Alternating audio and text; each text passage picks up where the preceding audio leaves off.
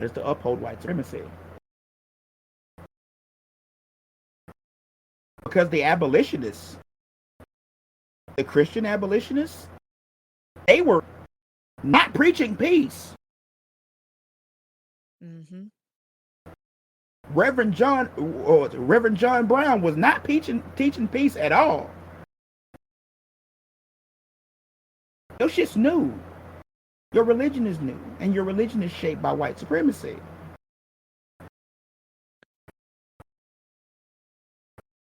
We don't. And it all goes hand in hand with history. If we knew the real history of John Brown and the abolitionists and the civil rights movement, we would know that no change in this country has happened because everybody was peaceful. No change. I mean, it's called the American Revolution. Wouldn't the Americans sit your ass at home and go, we gotta do things the right way. It wasn't the American petition. The American peaceful protest, Keem. How about that one? There was that one time they peaceful protest. You know what happened to them? They got the shit shot out of them. Yeah. That's not the game. My favorite is the people who will advocate for peaceful protest without the destruction of property in one hand and in one breath, and in the very next breath, talk about the Tea Party. Oh yeah. Like you don't like. There's no awareness of the irony here. Just no awareness. I mean, hell, these same people, and people bring this up all the time. These same people advocate Dr. Martin Luther King and his peaceful ways. They ain't read shit that he wrote. Nope. And even those quote unquote peaceful protests, they weren't designed to be peaceful. They were designed to provoke violence. Yeah. They were being, like, the marchers were being peaceful, quote unquote, to provoke violence from the police and their oppressors, so they could get that on TV, so they could show what's really going on. Just because somebody is quote unquote peaceful, don't mean what they're doing is for peace. It's kind of that turn the other cheek thing, ain't it? Mm-hmm. Turn the other cheek wasn't for peace. It was daring you to hit me again, and see what happens. Martin Luther King did peaceful protests, daring people to hit them, because he knew things would happen. Because even if the government and the people didn't act, man, those people who would be fired up would. Mm-hmm. What you don't know is Martin Luther King was stockpiling weapons as well. So was Medgar Evers. And many of those people, they carried guns with them. Because they knew if the government didn't act, they would. It was all part of a plan.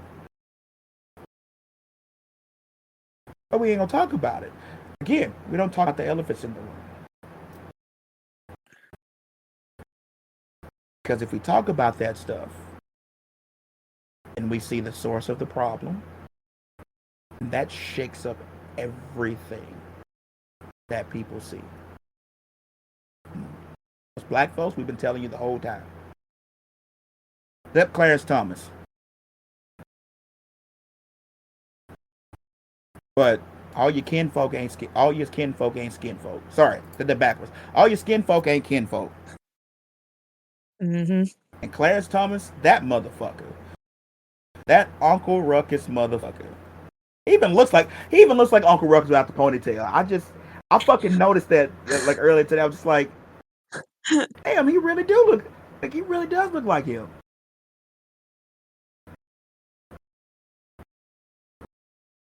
Also, I'm gonna say this right here because a lot of folks gonna with what I said earlier about white supremacy being the root of all this stuff and whatever.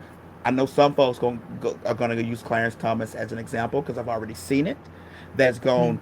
Oh, it's not white supremacy because Clarence Thomas was one of the major advocates for the stuff. Don't try to don't. Clarence Thomas ain't one of us. Clarence Thomas made his bed. He saddled up to white supremacy so he could get power. He can get in a position where he is. He sold out. And I don't mean that as oh he's a sellout. No. He literally cuddled himself up to white supremacists. He got with the right people. And he said the right things. Stay in the position he's in. He's a plant. He's not advocating for black people. He's not advocating for people of color. He's not a representative. He is an outlier. A very powerful outlier. And at the same time, he's not that much of an outlier because white supremacy is the air we breathe in America. That's fair. If you're not actively rooting it out, like he, yes, intentionally threw people of color under the bus to get his own power. Fair. He did. But also, it's totally possible to be complicit with white supremacy in this country without realizing that you are. Because it's the structure of this country.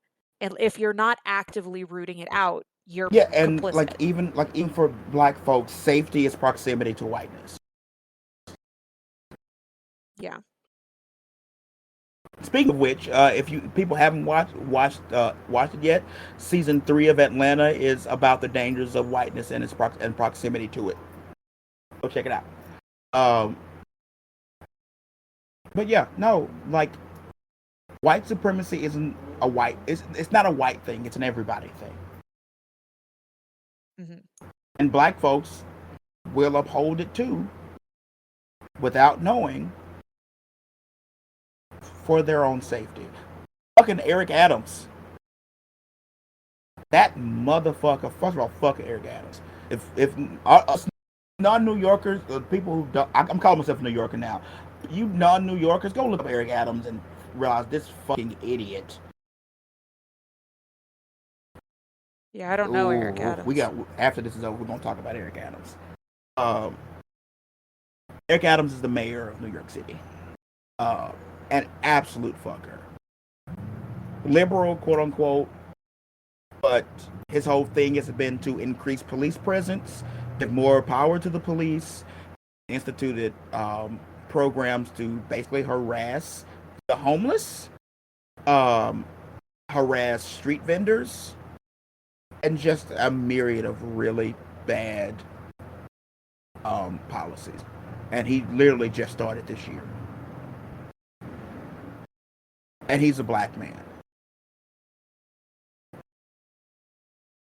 But he's doing things to maintain his proximity to whiteness, to make himself look good. Yeah. That's what we do. Unfortunately. And especially, I hate to say it, especially black men, or people who identify as black men, are often the ones who the most. Because they want that proximity to whiteness. They want to be and have the same power and prestige as white men. So they often, like I said, especially black men, they often belittle and bemoan their own, especially black women and people who identify as black women or black queer people, especially become their targets. Mm-hmm.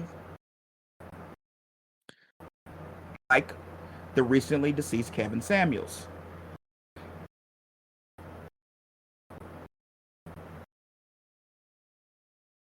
But yeah, like no one's immune. Like I said we're gonna talk about the elephant in the room. We're gonna talk about the elephant in the room, and it's white supremacy. Mm-hmm.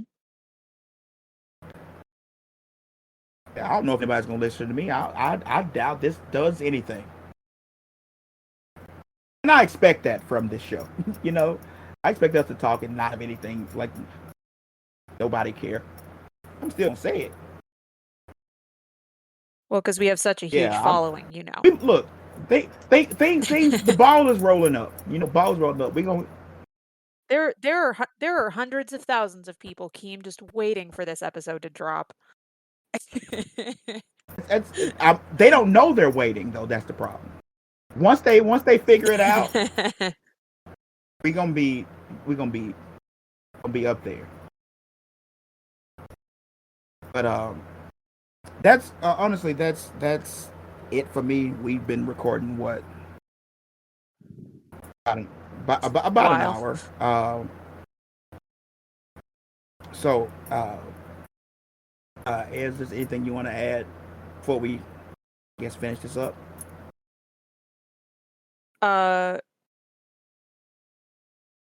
This is not going to help with abortion access or anything that having to do with the Supreme Court, anything. But probably everybody listening to this, especially people who are white or live in proximity to whiteness or pass as white, or probably anybody should go read Me and White Supremacy. Mm-hmm. It's not fun. It is an extremely unfun process, but it's super necessary if you want to actually start the process of divesting from white supremacy in yourself. I'd also add to that recommendation. This one has almost become required reading, but there are multiple versions of it now. But history is very important to knowing where things come from and what we're talking about. Go check out Stamped and Stamped from the Beginning. Stamped is geared more towards younger audiences, young adults, teenagers, that sort of thing. Stamped from the Beginning is a little more in depth. It's the older of the two books, I think. Ibrahim X. Kinney. Yes. Yeah. Go. And if you say, "Oh wow, that's a long book. I don't have time to read it." It's literally available as an audiobook on Spotify. And honestly, once you start reading it, it goes fucking fast. But if anything that we've said today has inspired thing, go check out those books. Go start journey if you haven't already started one. Yeah. So with that, I think we're going to start closing up. Look forward to more shows in the future. I have some lines to some musicians, artists. So maybe you'll see some interviews for local artists and local art from New York, around the country. Actually, I have gotten in touch with a lot of different people. So expect some interviews. We've also grown our own personal circles and the people we connected with. So look forward to hopefully some guests in the future, not just our beautiful voices.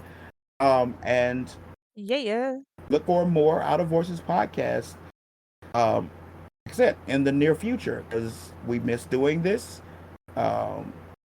We enjoy doing this. Any listeners who would like to, maybe see some discussions or some things we want to talk about, you may want our opinions on, don't hesitate to drop a line for us. And with that, this has been Keem